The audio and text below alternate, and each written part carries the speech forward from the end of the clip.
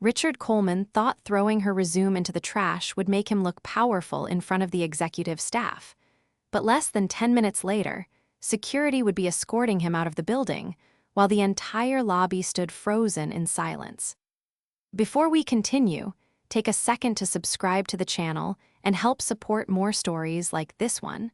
Stories about dignity, justice, and the moments arrogant people never see coming. The glass walls of Blackstone Financial Group reflected the gray Chicago morning like polished mirrors, and inside the 23rd floor lobby, everything carried the cold perfection of corporate success.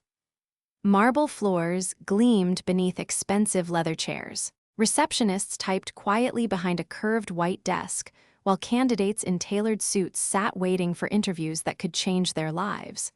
Among them sat Claire Bennett. At 34, Claire looked nothing like the other applicants filling the lobby that morning. Her charcoal gray coat was simple and slightly worn at the cuffs. Her blonde hair was tied back in a low ponytail, and instead of carrying a designer briefcase, she held a plain navy folder against her chest. More than one person glanced at her and quickly looked away, silently deciding she did not belong there. Claire noticed the looks. She simply chose not to care. Across the lobby, the elevator doors slid open with a soft chime, and Richard Coleman stepped out with the confidence of a man who believed the building itself existed for him.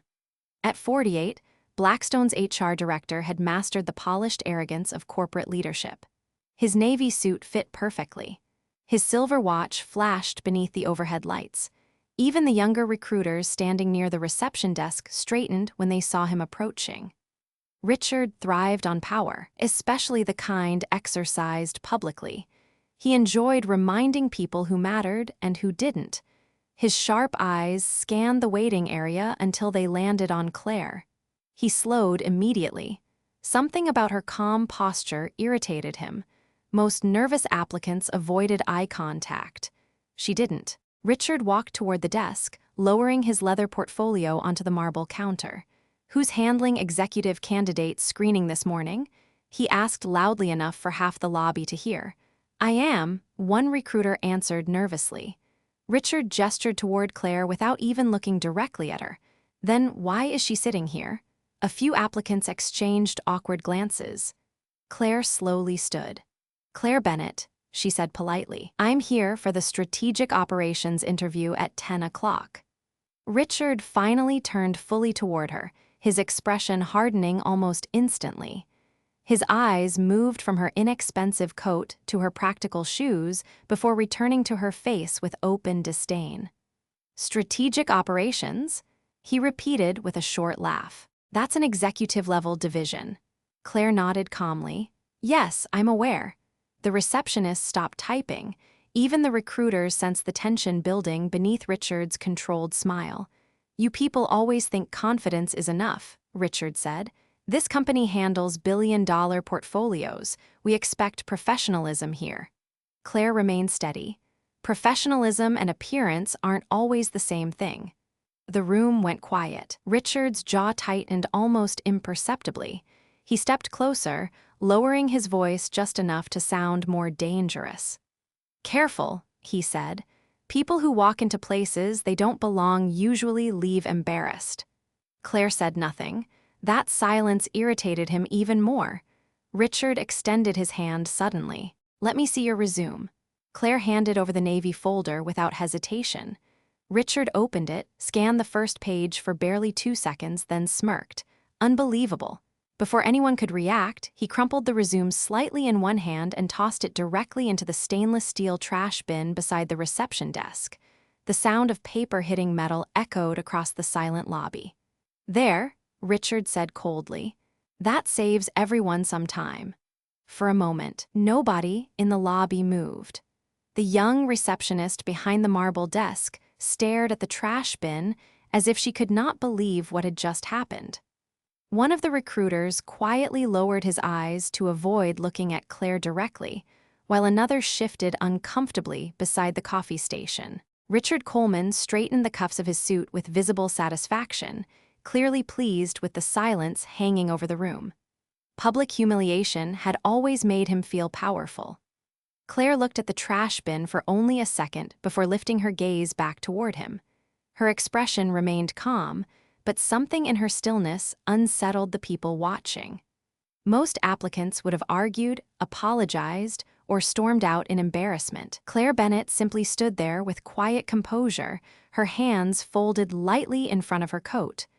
Richard gave a dismissive wave toward the lobby entrance. "You can leave now," he said coldly. "Blackstone does not hire people who cannot present themselves professionally." Claire tilted her head slightly. "You decided all that from a coat and a pair of shoes?" A few people nearby exchanged nervous glances. Richard laughed under his breath. "No," he replied. "I decided it from experience. People at the executive level understand image, they understand standards." Claire nodded slowly, almost thoughtfully. "Interesting." Richard narrowed his eyes. "What exactly is interesting?" Claire glanced around the spotless lobby, the expensive lighting, the framed awards hanging along the walls. "Companies always talk about culture," she said quietly. "Respect, integrity, leadership. But the real test usually happens when someone walks in looking powerless." The room fell silent again. Even the clicking keyboards behind the reception desk seemed to stop. Richard's smile vanished completely now. He stepped closer, lowering his voice into something sharper.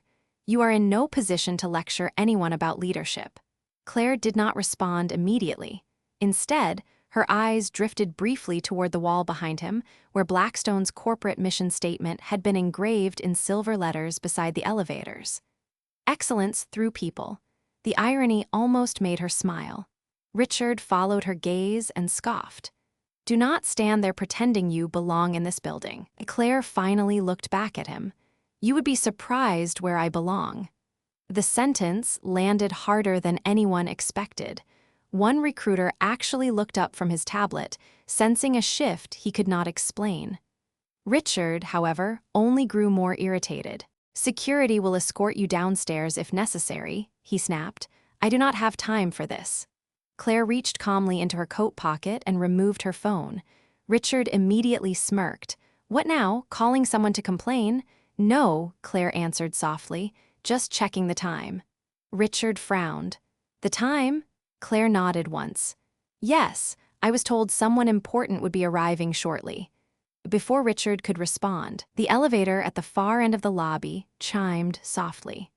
The silver doors slid open with mechanical precision, and several sharply dressed executives stepped out into the lobby at once.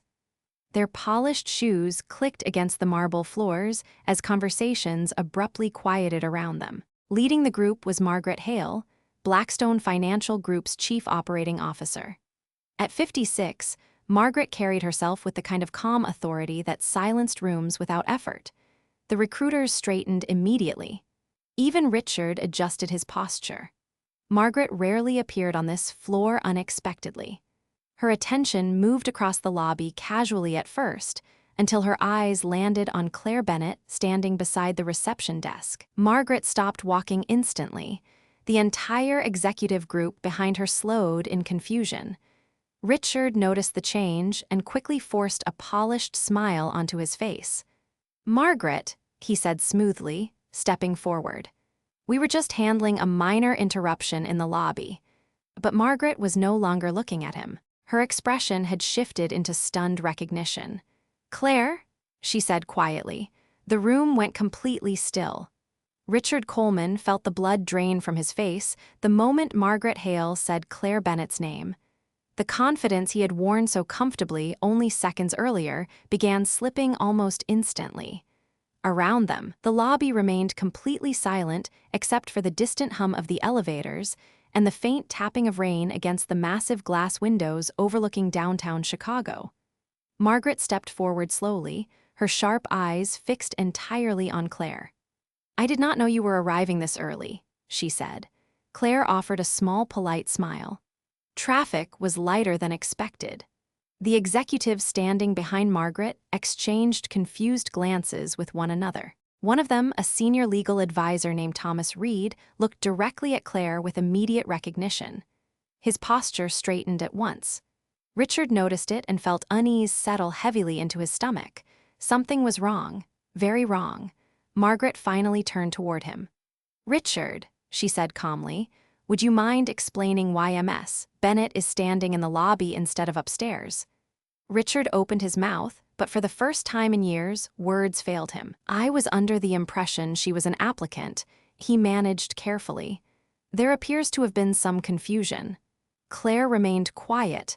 That silence was beginning to terrify him more than anger ever could. Margaret's eyes narrowed slightly. "An applicant?" she repeated. "You thought Claire Bennett was applying for a position here?" Richard forced an uneasy laugh. "Well, yes, she arrived with a resume." Nobody spoke. The recruiters near the desk looked increasingly uncomfortable. One of them slowly glanced toward the stainless steel trash bin beside the reception counter. Margaret followed the movement with her eyes. Her expression changed instantly. "Where is her resume now?" The question landed like ice in the room. Richard hesitated. Just long enough. Margaret did not need an answer.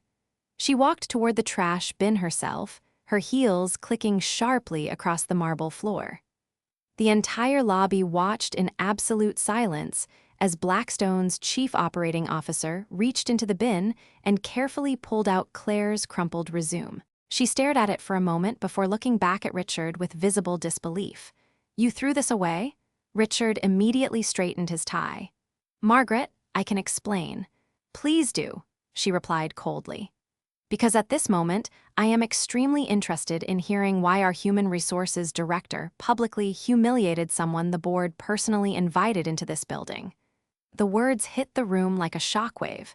Several employees visibly froze. One recruiter nearly dropped the tablet in his hands. Richard blinked rapidly. "Board invited?" he repeated weakly. Margaret folded the wrinkled resume carefully before handing it back to Claire with far more respect than anyone in the lobby had shown her all morning. "Claire Bennett is the external restructuring advisor hired directly by the board of directors," Margaret said. "She has spent the last 6 months evaluating executive leadership failures inside major corporations across the country." Richard stared at Claire in horror, but Margaret was not finished. "3 companies have already removed senior leadership after her evaluations uncovered patterns of misconduct and workplace discrimination." The silence deepened. Claire finally spoke again, her voice calm and steady. "Blackstone was supposed to be my final review before presenting recommendations to the board next week." Richard's breathing became noticeably uneven. This is a misunderstanding," he said quickly. "I did not know who she was." Claire looked at him quietly for several seconds before answering. "That is exactly the problem." Nobody moved. Even the receptionists behind the desk sat completely still now. Claire held the folded resume lightly in her hands while the reflection of the gray skyline shimmered across the lobby windows behind her. "Respect should not depend on whether someone looks important," she said softly. "The moment people think a person has no power, they reveal who they truly are." Richard opened his mouth again, desperate to recover control of the situation, but before he could speak, Margaret turned toward the security desk near the elevators. "Please ask corporate security to come upstairs immediately," she said.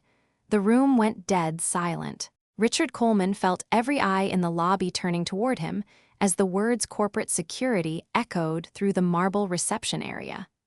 The confidence that had once made him feared throughout Blackstone Financial Group was collapsing in real time, and everyone could see it happening.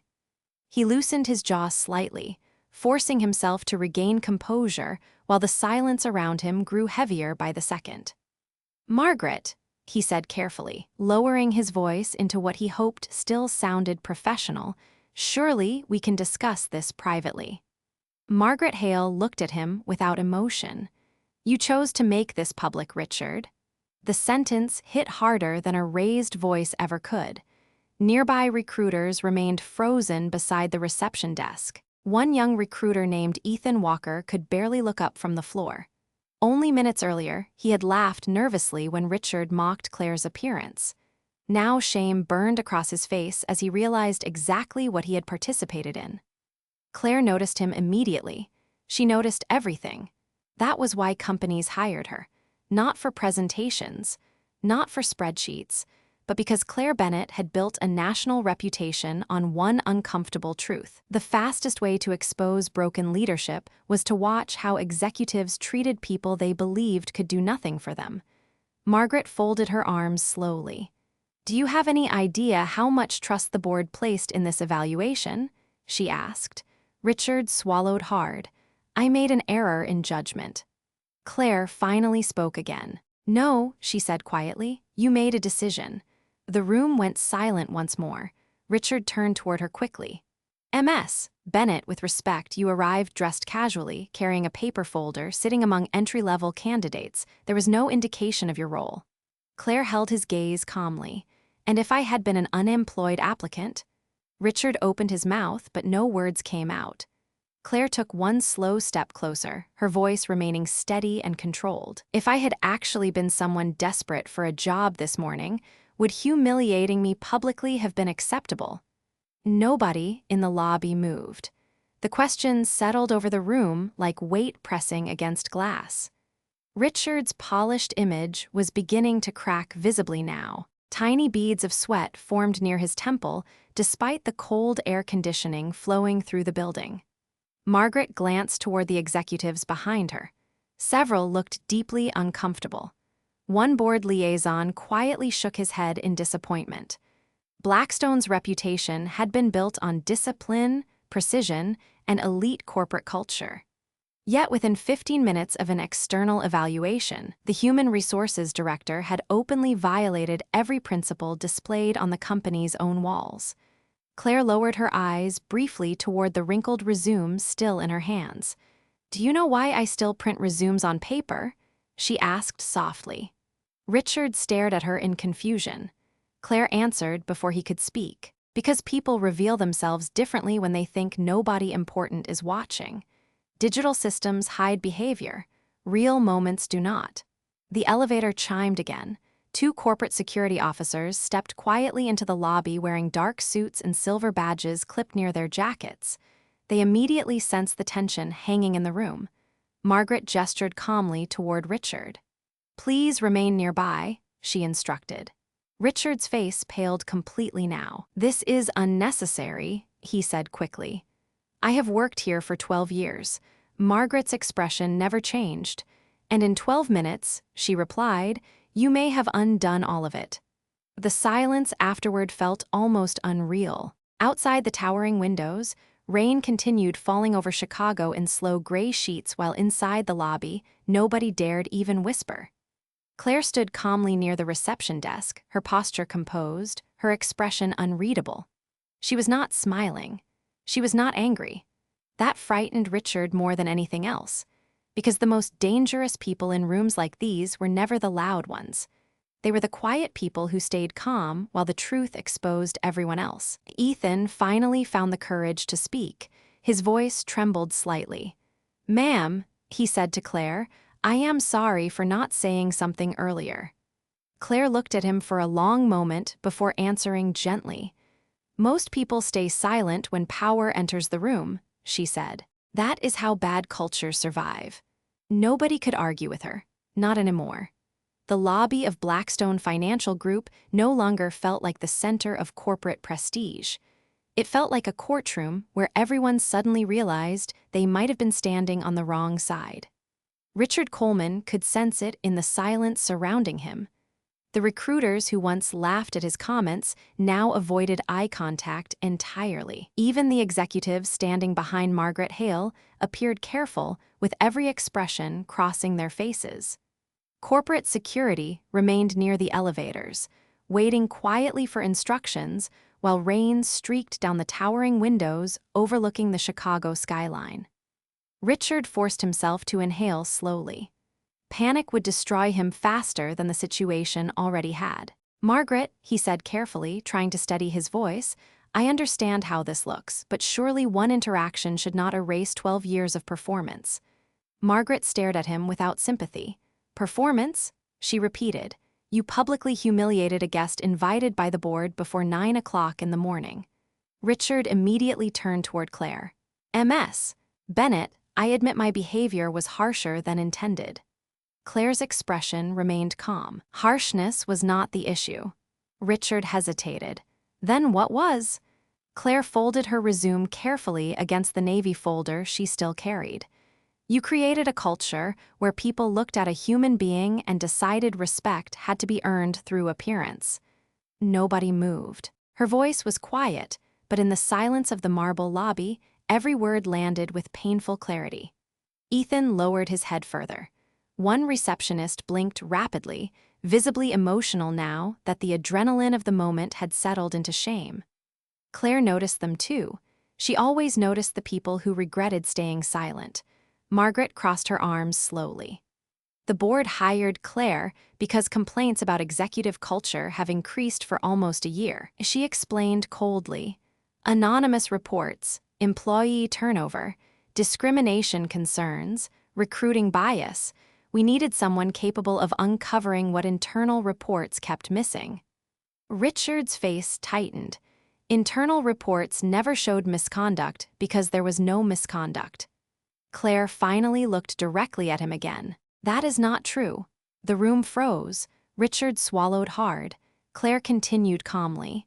Your department rejected qualified applicants repeatedly based on appearance standards that had nothing to do with performance. Richard immediately shook his head. That is completely inaccurate. Claire did not raise her voice.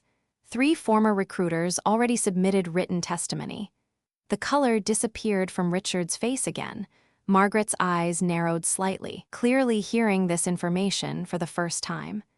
Claire continued with steady precision. 1 recruiter resigned after being instructed to prioritize candidates who looked wealthy enough to represent executive culture. Another was told older applicants made the company appear weak. A third documented repeated comments regarding clothing, accents, and physical appearance during screening sessions. Nobody spoke. Richard looked suddenly trapped inside his own reflection, surrounded by glass walls and polished marble that no longer made him appear powerful. They made him visible. And visibility terrified people who spent years hiding behind titles. Those are isolated misunderstandings, Richard said quickly. Recruitment requires judgment. Claire nodded once. Correct, and judgment reveals character. The silence afterward felt suffocating. Margaret slowly turned toward the recruiters near the desk. Is any part of what Ms. Bennett said inaccurate? Nobody answered immediately. Then Ethan finally lifted his eyes. His voice trembled. No, ma'am. Richard spun toward him instantly. Ethan, think carefully before you speak. But Ethan kept going, his face pale beneath the bright lobby lights. We were told to prioritize candidates who looked polished enough for high-net-worth clients. We were warned not to send certain applicants upstairs because they did not fit executive image standards. The room went completely still again. One executive quietly removed his glasses, visibly stunned. Margaret closed her eyes briefly as if absorbing the weight of everything unraveling in front of her. Richard stepped backward slightly, realizing the situation was no longer slipping away from him. It was gone. Claire remained composed through all of it. No satisfaction crossed her face. No triumph. Only disappointment. Because people like Claire Bennett never entered buildings hoping to destroy careers. They entered hoping not to discover exactly what they usually found. A company does not lose its culture all at once, Claire said softly. It loses it one silent moment at a time. Nobody in the lobby could look away from her now.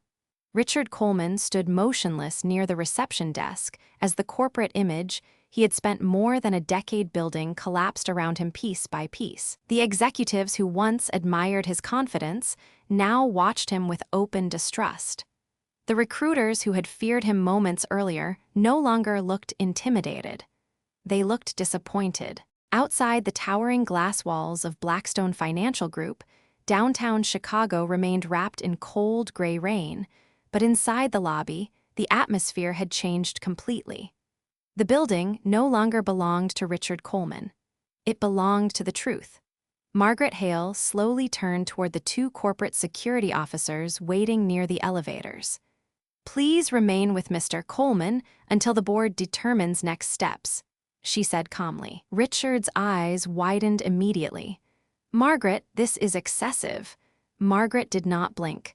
What is excessive is humiliating people publicly because you think they have no value. The silence afterward felt almost painful. Richard looked around the lobby desperately, searching for support from anyone nearby. None came. The executives behind Margaret remained expressionless. Ethan stared quietly at the marble floor. Even the receptionists avoided meeting his eyes now. For the first time in years, Richard Coleman understood what it felt like to stand alone in a room full of people. Claire Bennett watched him carefully, but there was no satisfaction in her expression, only calm observation. That unsettled Richard more than anger would have. He took a slow breath and tried one final time to regain control. "Claire," he said, his voice softer now, stripped of its arrogance, "surely you understand executive pressure. Decisions have to be made quickly in this industry." Claire nodded slightly. "Yes," she answered, "and pressure does not create character, it reveals it." Nobody moved. The words settled heavily over the entire lobby. Richard lowered his eyes briefly, unable to answer. Claire stepped toward the reception desk, where the stainless steel trash bin still sat beside the marble counter. Without a word, she reached down and smoothed out the wrinkles in her resume carefully against the folder in her hands. The gesture itself seemed to affect the room. One receptionist quietly wiped at her eyes. Ethan looked visibly ashamed. Margaret watched Claire for a moment before speaking again. "You already knew what kind of culture existed here, did you not?" Claire glanced toward the rain-covered windows. "I suspected it," she admitted quietly. "But suspicion and proof are not the same thing." Margaret folded her arms slowly. "How many companies have failed this badly?" Claire answered honestly. "More than people realize." The executives exchanged uneasy looks. Claire continued, her voice steady and thoughtful. "Most toxic workplaces do not begin with cruelty. They begin with silence. Good people stay quiet because speaking feels risky. Then bad behavior becomes normal. Eventually, nobody remembers when respect disappeared." The lobby remained completely still as she spoke. Even the distant ringing of office phones seemed muted beneath the weight of her words. Richard finally looked up again, but the arrogance that once defined him was gone now. In its place sat something far more human: regret. Not just regret for being exposed, but regret for realizing too late how many moments he could have handled differently. Margaret turned toward the executives standing behind her. "We will begin a full internal review immediately," she announced. "Recruitment practices, leadership evaluations, and employee testimony will all be reopened." One executive nodded quietly. Another looked visibly shaken. Blackstone Financial Group had spent years protecting its image, yet image alone had nearly destroyed the company from the inside. Claire adjusted the strap of her simple gray coat and prepared to leave the lobby. Margaret stepped toward her. "Thank you for your honesty," she said sincerely. Claire gave a faint smile. Honesty only matters when people are willing to hear it. Then she walked calmly toward the elevators while the entire lobby watched in silence. Nobody looked at her clothing anymore. Nobody noticed her simple shoes or plain coat, because dignity has a way of changing what people see.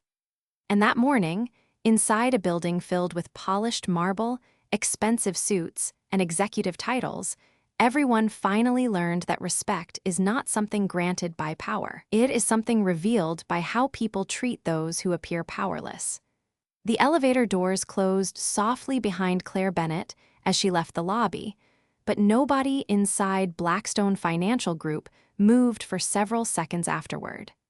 The silence she left behind lingered heavier than any speech ever could. Rain continued sliding down the glass walls overlooking downtown Chicago, while executives, recruiters, and reception staff stood frozen inside the polished marble lobby, each person quietly replaying the morning in their minds.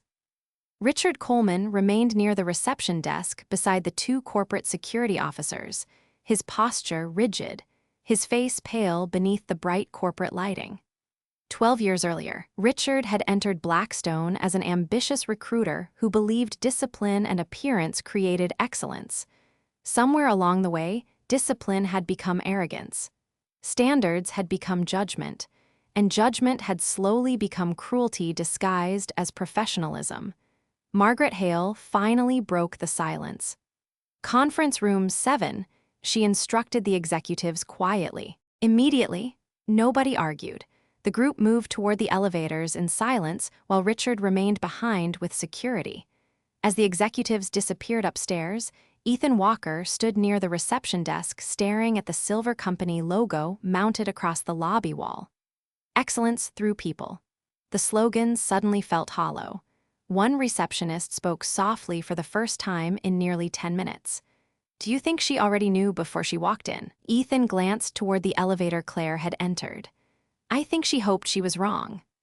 Upstairs, Conference Room 7 overlooked the Chicago River through floor-to-ceiling windows streaked with rain. The atmosphere inside the room felt colder than the weather outside. Margaret sat at the head of the long walnut conference table while legal advisors, senior executives, and board representatives quietly took their seats around her. Richard entered last, escorted by corporate security, and for the first time since joining Blackstone Financial Group, nobody stood to greet him. Nobody offered him coffee. Nobody smiled. Margaret folded her hands carefully on the table. "Before this morning," she began calmly, "I believed our internal culture concerns were exaggerated." She looked directly at Richard. "I no longer believe that." Richard lowered his eyes briefly. "Margaret, I acknowledge the interaction was inappropriate." One legal advisor interrupted immediately. "Inappropriate is not the concern anymore." Richard looked up sharply. The advisor slid a thin folder across the table.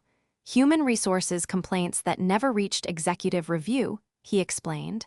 "Anonymous recruiting concerns, internal resignation letters, pattern reports." Richard stared at the folder as realization slowly settled over him. Claire Bennett had not exposed one bad morning. She had exposed years of ignored behavior. Margaret spoke again. "Do you know why the board hired Claire specifically?" Richard remained silent. Margaret answered anyway. "Because she has a reputation for seeing problems executive leadership refuses to see. She enters companies quietly. No assistants, no titles, no executive introductions, just observation." One executive leaned back heavily in his chair, and within 15 minutes, she uncovered exactly what we failed to notice for years. Nobody argued with him. Richard looked toward the rain-covered windows, his reflection faintly visible against the gray skyline beyond the glass. He barely recognized the man staring back at him anymore. The polished confidence was gone now. All that remained was someone finally forced to confront the damage caused by years of believing power made him untouchable. Downstairs in the lobby, employees had already begun whispering quietly among themselves. Recruiters spoke about candidates they regretted dismissing too quickly. Receptionists admitted how often they had watched qualified people treated differently because of clothing, accents, or appearance. Claire Bennett had only spent one morning inside Blackstone Financial Group, yet somehow the entire building already felt different. Because truth has a strange effect on places built around image. Once people finally see clearly, pretending becomes impossible. Back upstairs, Margaret slowly closed the folder in front of her and looked directly at Richard Coleman one final time. "You built a culture where fear mattered more than dignity," she said quietly, "and cultures like that eventually destroy themselves." The room fell silent again. Not one person disagreed. By late afternoon, the atmosphere inside Blackstone Financial Group had changed so completely that longtime employees barely recognized it. The polished confidence that once defined the executive floors had been replaced with quiet tension and uncomfortable reflection. Meetings were canceled. Recruiters whispered behind glass office walls. Human resources staff avoided eye contact in the hallways. Everywhere Claire Bennett had walked that morning, people now replayed their own behavior in silence.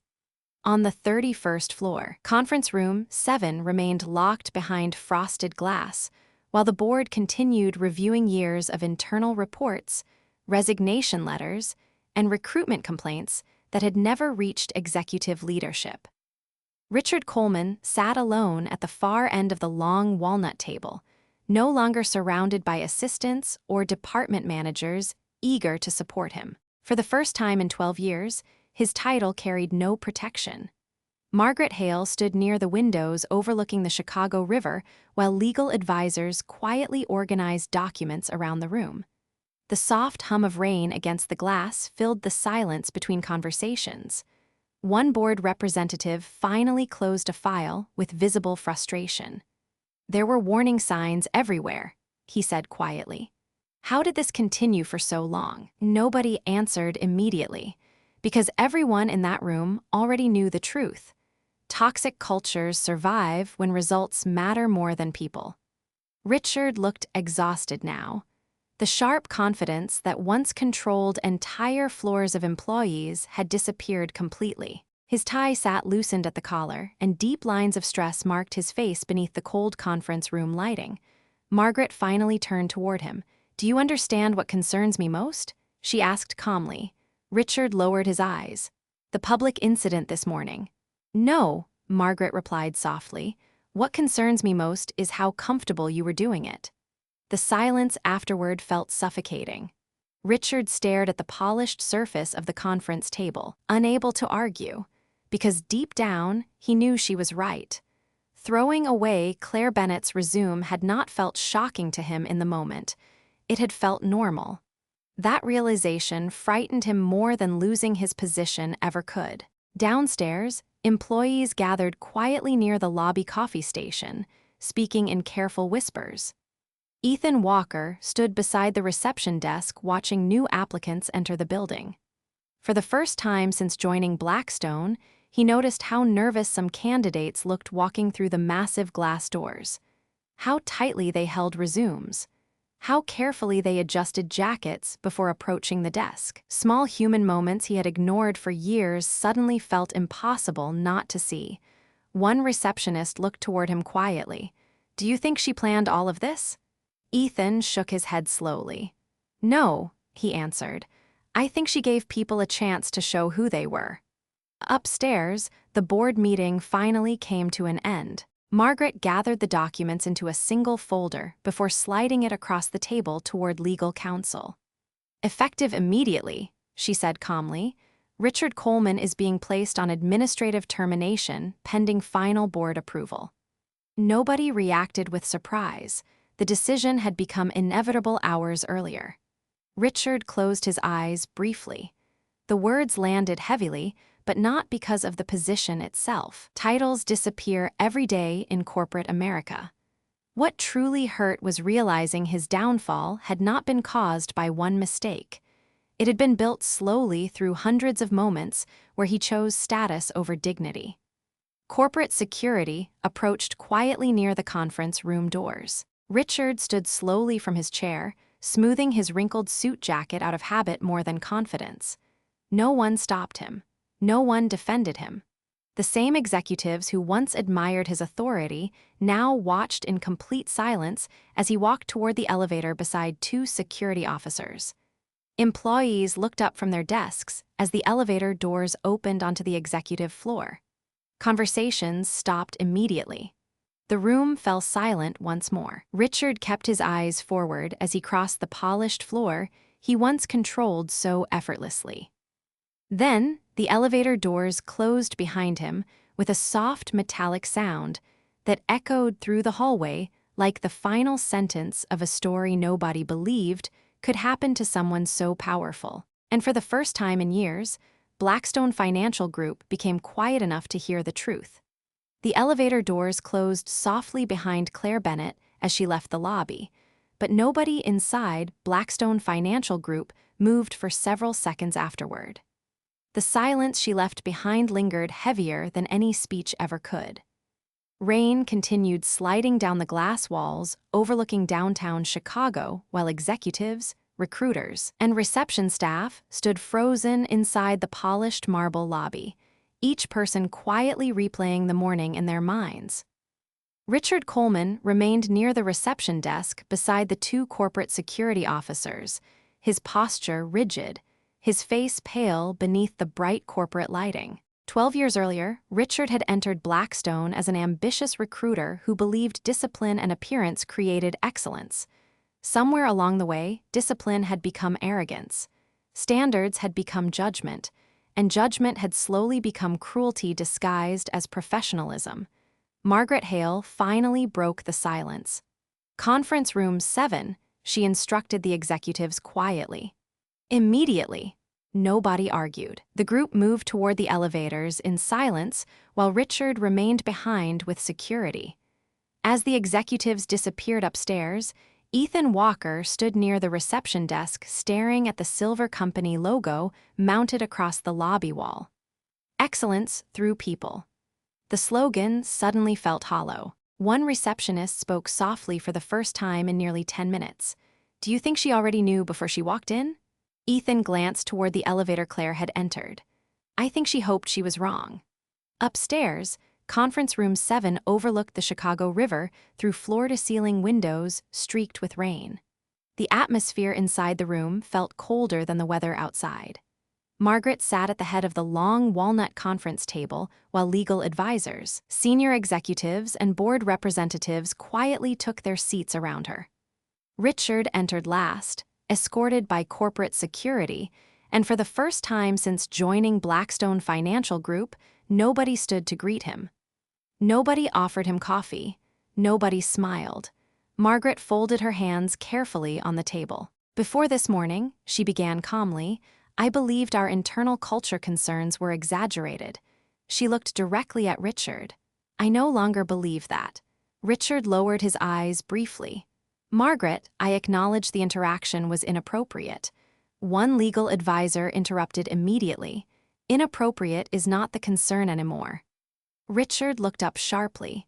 The advisor slid a thin folder across the table. "Human resources complaints that never reached executive review," he explained.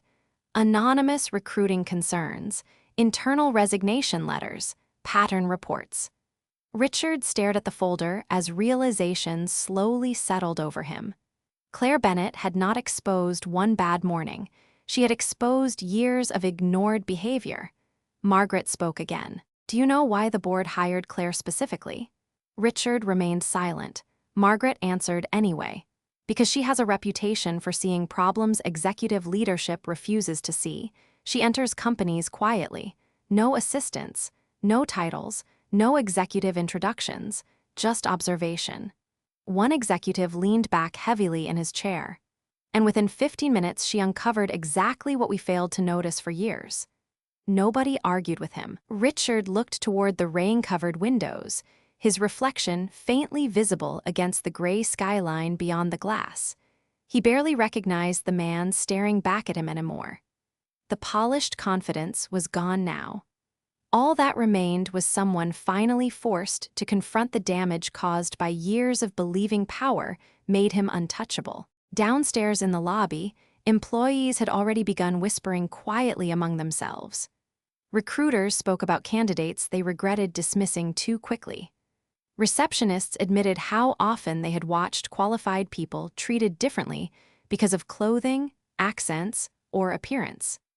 Claire Bennett had only spent one morning inside Blackstone Financial Group, yet somehow the entire building already felt different. Because truth has a strange effect on places built around image. Once people finally see clearly, pretending becomes impossible. Back upstairs, Margaret slowly closed the folder in front of her and looked directly at Richard Coleman one final time. "You built a culture where fear mattered more than dignity," she said quietly. "And cultures like that eventually destroy themselves." The room fell silent again. Not one person disagreed.